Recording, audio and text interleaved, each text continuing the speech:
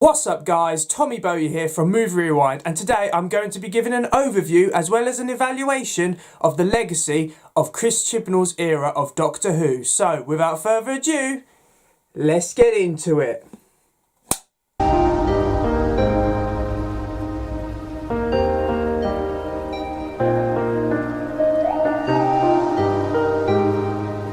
Chris Chibnall, we all know who he is, especially if you're a Doctor Who fan, because he's been showrunner of Doctor Who for the last 5 years. And it's fair to say that Chibnall has led Doctor Who into one of its most controversial eras.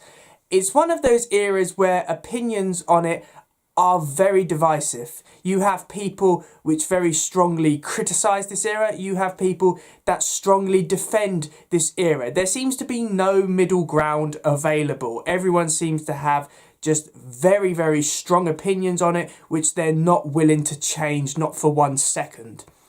Now, for me personally, the Chris Chibnall era of Doctor Who was disappointing. I felt compared to the Russell T Davies and Stephen Moffat eras which came before it, it was a massive letdown. I sometimes wonder how Chris Chibnall managed to get the job as showrunner, because the Doctor Who episodes he had written before becoming showrunner were not exactly of great quality. So I sometimes wonder why the BBC employed Chibnall in the first place. And I just really struggled to keep invested in Doctor Who during this era. For me, it got off to a very bad start, and despite their attempts to try and improve things, it still fell short compared to the other eras which came before it. Now, I thought it would be an interesting idea to give an overview of the Chris Chibnall era, going from the 13th Doctor to the Companions to the individual series which Chibnall was in charge of. Now, a little disclaimer, this is all based on my opinion. I am just one person on YouTube, so my opinion is obviously not the definitive answer. If you disagree with me, then that is perfectly alright. Please feel free to comment your own views on this era down below. But obviously, this is all just my opinion, so it's my personal overview of the Chris Chibnall era and what I think its legacy is for Doctor Who in general. If you're going to discuss an era of Doctor Who, then of course you need to talk about the main character, and that is the Doctor. Now, I remember when Jodie Whittaker was announced as the 13th Doctor, and I was quite optimistic. I had no problem with the gender change. To be honest, I think anyone can portray the Doctor as long as they have the personality to take on that role, to make them stand out, because in many ways I think an incarnation of the Doctor is heavily reliant on the personality of the actor. The actor is the one who brings out that character. It's like no other role on TV. So I think that's why I was hoping that Jodie Whittaker would have a strong personality which would make her stand out. Now, having watched her entire era, I used to blame Chris Chibnall for the 13th Doctor, because I used to say it's the poor writing. If she had better scripts, then she would clearly be better as the Doctor. But now it's clear that she has to take some of that responsibility, because Jodie Whittaker strikes me as someone who was never really invested to the same level as other actors who have taken on the role of the Doctor. From her costume to her personality, nothing really seems distinctive. Nothing really seems that she was involved in making that happen. She seems to portray the Doctor as a mashup of David Tennant and Matt Smith. There's nothing really new which she brings to the table besides her gender. And that's very disappointing, because I didn't want the 13th Doctor to be remembered as simply the female Doctor. I wanted them to be something more than that. A really standout version of the Doctor which separates them from all the other incarnations. And I honestly feel that that didn't happen. The 13th Doctor is a missed opportunity. I don't think beyond the gender that people will remember this Doctor in any other way. And that is very sad. Now, in terms of development, the 13th Doctor doesn't get a lot, to be honest. It honestly feels like Whittaker is simply reading the script and then moving on to the next one. She doesn't seem to be overly invested in that role, and I think that does harm her character. This Doctor takes the moral high ground a lot of the time, but even the viewer can see that sometimes she shouldn't be taking that moral high ground. A Doctor is only as strong as their companions, so it's a shame that Chris Chibnall never got the hang of writing well-developed companions. Now, the main problem with these companions is the fact that there are so many. The 13th Doctor is joined in her first series by 3 full-time companions. Now, you've got 10 episodes. Not all of these companions are going to be developed to the same level because there's just not enough screen time. That is why, if you look at Stephen Moffat during Series 5, he teamed the Doctor with one companion, Amy Pond. And they went off for half the series on their own. And then you're introduced to Amy's partner Rory, and you get to know him because you already know the Doctor and Amy, so you get to know more about who Rory is. So by the end of Series 5, you know all of these characters equally. With Series 11, because they're all introduced at the same time and go off with the Doctor at the same time, you don't get to know all of these characters. Now, I'm not a massive fan of any of the 13th Doctor's companions. Ryan Sinclair, who starts out as the main companion, has potential. He has Braxia. He's recovering from his grandmother's death. So there are stuff you could do with that character. But they never seem to take the opportunity. He becomes just a plank of wood in many ways. He's not got much of a personality. He's just there to tell you what's happening in the plot. And that's about it. So Ryan was a massively missed opportunity. You've got his step-grandfather, Graham. Now, Graham gets just as much development as Ryan does. The only difference is he's portrayed by Bradley Walsh. Everyone loves Bradley Walsh, and Bradley Walsh does have a natural charisma and comedic timing. So Graham is not exactly a well-developed and well-rounded character. The only reason people like Graham is because of the actor who plays him, and that goes for Dan as well. If John Bishop weren't portraying him, Dan would be a nothing entity because nothing is really done with that character, despite travelling with the Doctor for a full series and a couple of specials. And then we go to Yaz, the longest serving companion of the 13th Doctor. Now, for Series 11 and Series 12, not a lot is done with this character. She hardly gets any screen time compared to the other 2 companions, and she's kind of just there for expedition. You know, she'll say what the plot needs her to say. And that's a massive shame because she's a young police officer who doesn't feel fulfilled. So there is stuff you could develop there, but Chibnall never does. He kind of forgets that she's a police officer. We're introduced to her family, and yet I could not tell you any of their names. They're that bland characters that they're not even that memorable. And for some reason, towards the later period of the 13th Doctor's era, Chibnall decided to create a relationship, or at least a will they won't they relationship between the Doctor and Yaz. And I was never a massive fan of that. Now look, I grew up with the Doctor and Rose in Series 2. So I know that cheesy romantic relationship, and yeah, obviously the character of the Doctor shouldn't really fall in love, but you can kind of appreciate it for what it is. The difference is that David Tennant and Billie Piper had clear chemistry on screen. I don't think Jodie Whittaker and Mandip Gill actually have any chemistry on team. I feel like that was one of those things where they were literally thrown together because a couple of fans on Twitter wanted them to be. But apart from that, Chibnall didn't really know what to do with them. And of course, it's pretty obvious what's going to happen. The Doctor's going to end up saying to Yaz, you know, I'm a Time Lord, you will die, I won't, this can't happen. So we all knew what the outcome was going to be. We just had a series of very awkward looks between both of them, which was just not necessary. So yeah, all of these companions very poorly developed, which is a shame because there's potential there. Chibnall just never acts on it. We now go into the individual series of the Chibnall era. And the first is, of course, Series 11. Now, Series 11, heavily marketed by the BBC. This was going to be a bold and dynamic new era for Doctor Who. Every aspect of the show had experienced a regeneration, and it was going to see Doctor Who go into a golden age which will change the show forever. And for me personally, it's the worst series of the modern era. Series 11 was very disappointing in every aspect.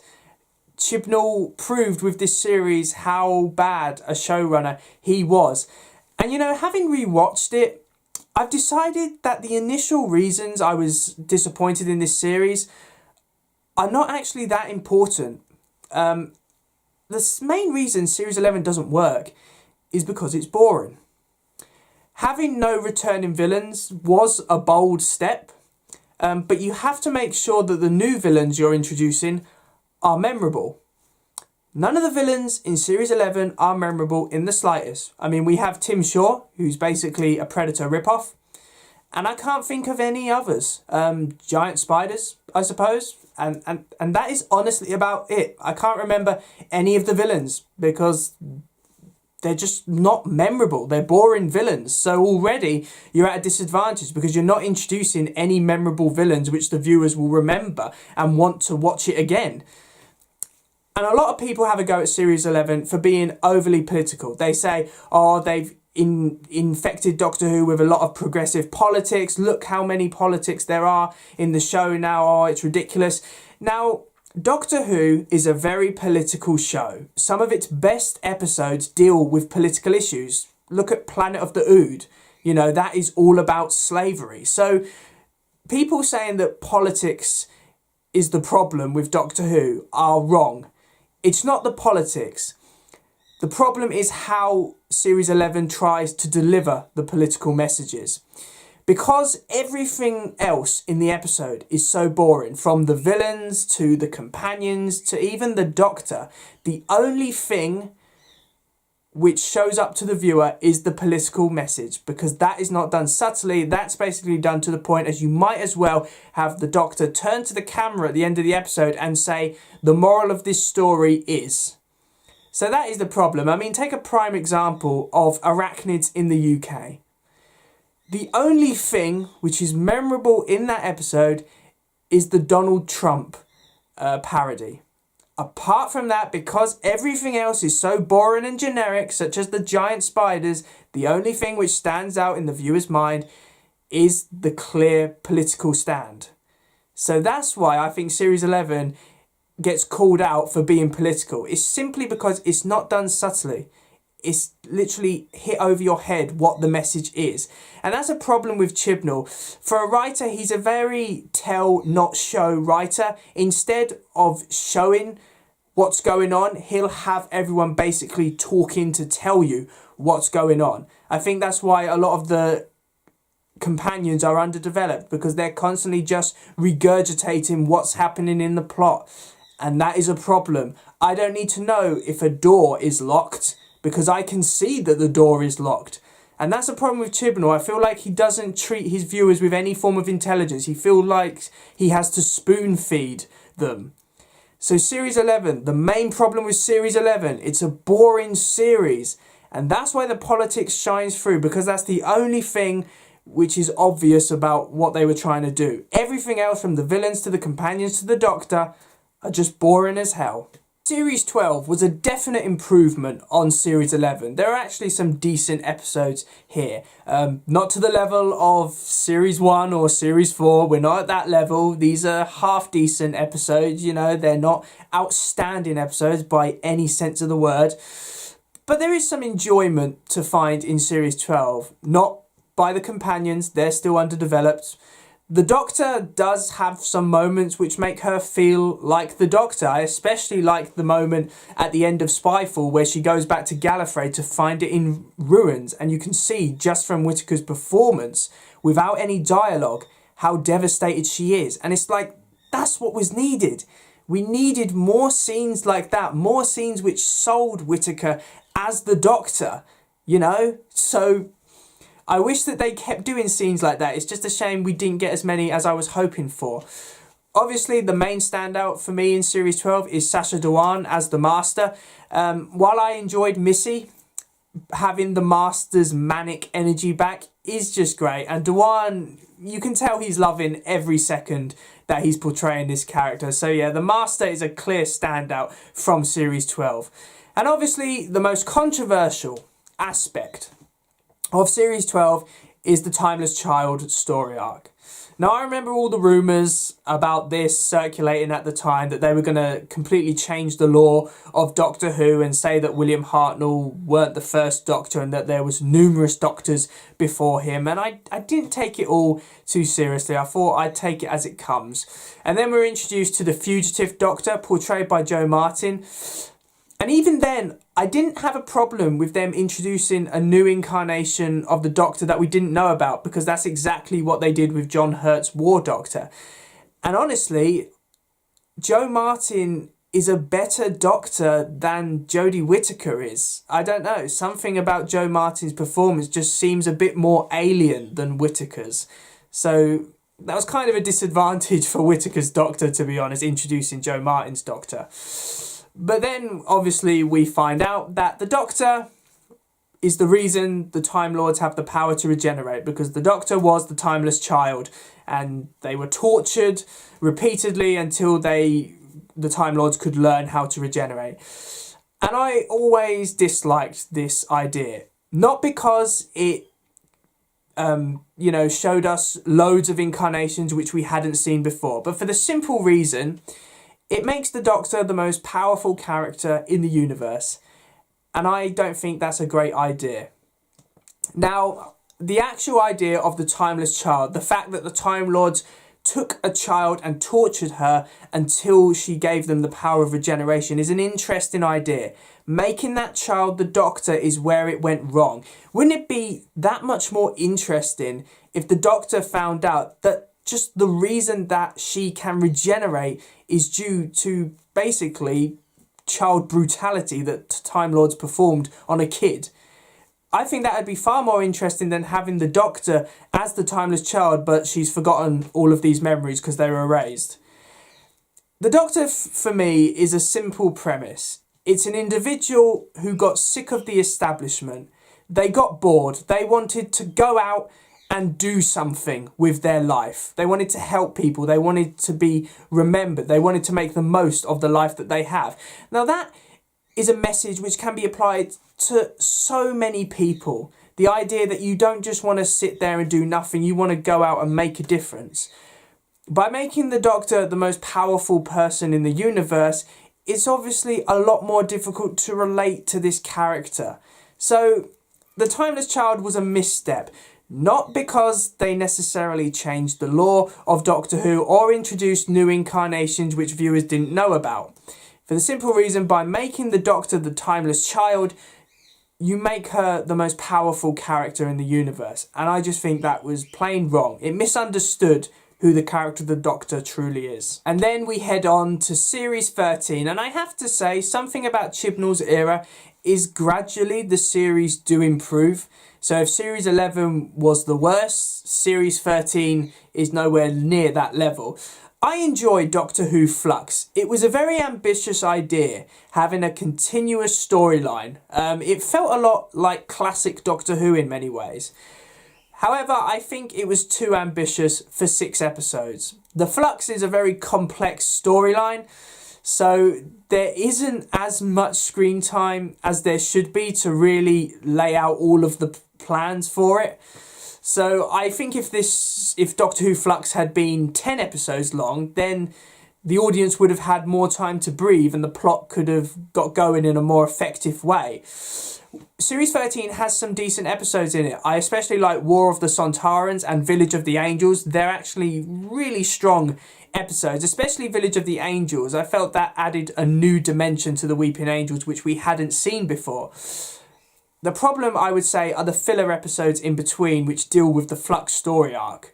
They're honestly just there to give you a load of exposition about what the flux is and what the threat is and how it's going to be resolved. There's nothing really interesting. There's just characters talking. And that's a problem, as I've said, with Chibnall's Era. You literally just have characters talking all of the time about the plot and what's going to happen. And that's something that Chibnall just needs to stop. You know, you don't have to spoon feed your audience. You don't have to do it. They're intelligent. Sometimes they can figure things out for themselves. So don't tell me what's happening on the screen constantly. I'm watching the screen. I can see what's going on.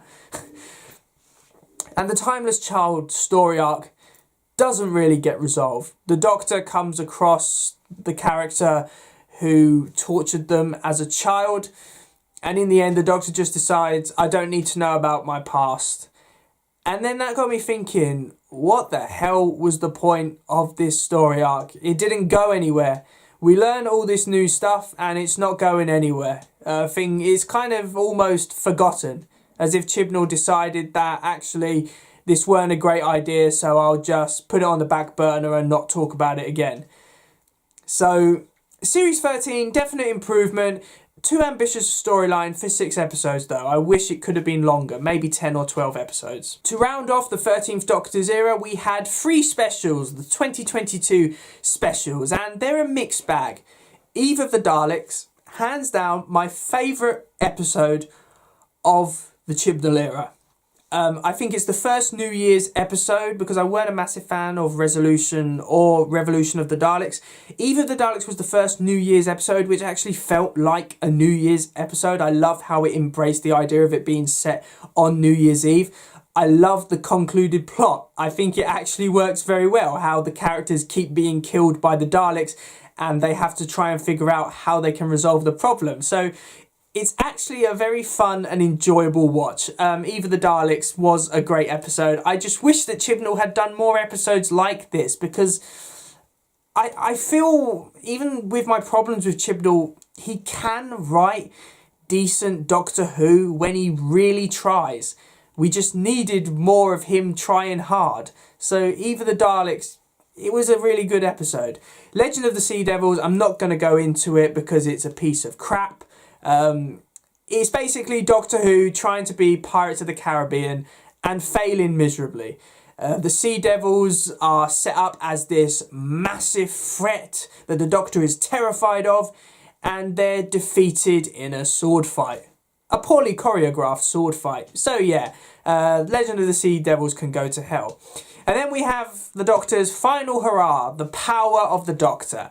Now, the power of the Doctor is a strong episode of Doctor Who. It feels like a celebration of Doctor Who's past. Is it a good regeneration story for the 13th Doctor? No. For the simple reason she gets overshadowed by everything else. You have the Master, you have previous incarnations of the Doctor coming back, you have David Tennant returning as the new 14th Doctor, you have former companions returning. Everything's going on in this special. But the 13th Doctor doesn't really get a chance to say she's a great incarnation, we're all going to miss her.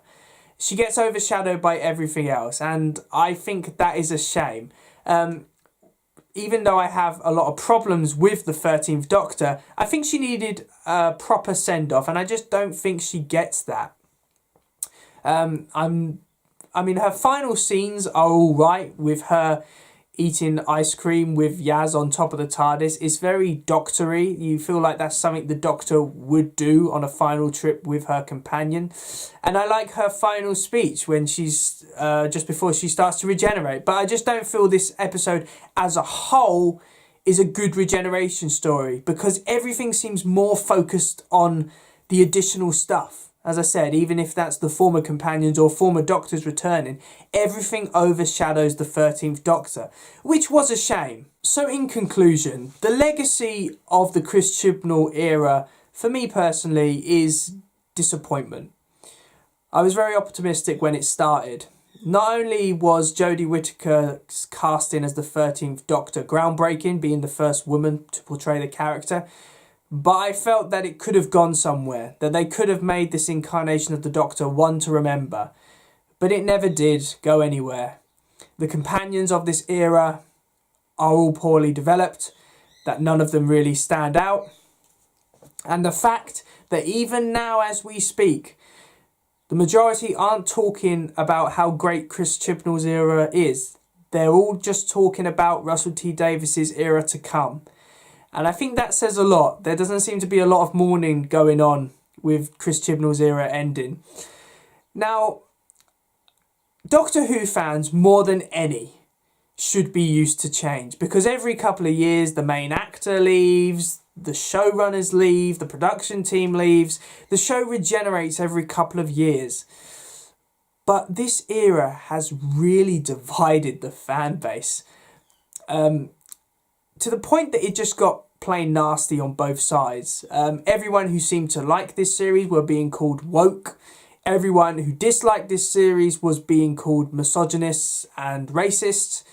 So criticism just started getting very nasty. And I remember a time, before Chris Chibnall took over as showrunner, when there was such a wide variety of opinions in the world of Doctor Who, and everyone seemed to tolerate each other's opinions. I'm a massive fan of Doctor Who Series 2, and yet I can watch YouTube videos of people ripping that series to shreds.